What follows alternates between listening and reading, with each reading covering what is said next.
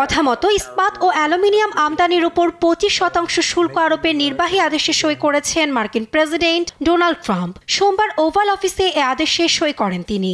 আমেরিকাকে পুনরায় ধনী করার শুরু হিসেবে এই আদেশ বলে মনে করেন ট্রাম্প।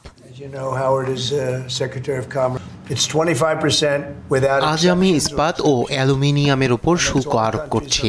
এটি ব্যতিক্রম ছাড়াই 25%। পণ্য যেখান থেকেই আসুক না কেন এটি সব দেশের ক্ষেত্রেই প্রযোজ্য হবে। তবে এগুলো যদি যুক্তরাষ্ট্রে তৈরি হয় তবে তাতে কোনো শুল্ক নেই। আপনাদের সবাইকে যেটা করতে হবে তা হলো যুক্তরাষ্ট্রে তৈরি করতে হবে। আমাদের অন্য কোনো দেশ থেকে আনার প্রয়োজন নেই। ট্রাম্পের এই সিদ্ধান্তে বিশ্বে বড় ধরনের সংকট তৈরি হবে বলে সতর্ক করেছেন বিশ্লেষকরা।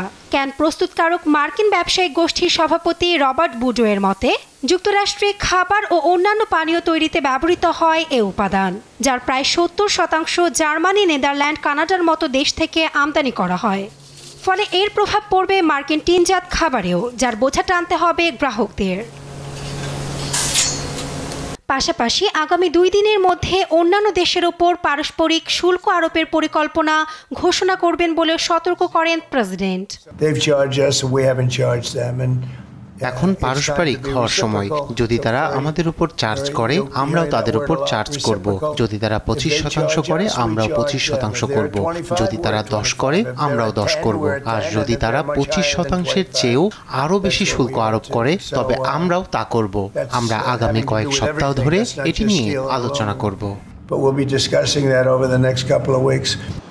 তবে এই শুল্কের আওতা থেকে বাদ পড়তে পারে অস্ট্রেলিয়া। বিষয়টি বিবেচনাধীন রয়েছে বলে নিশ্চিত করেছে ডোনাল্ড ট্রাম্প।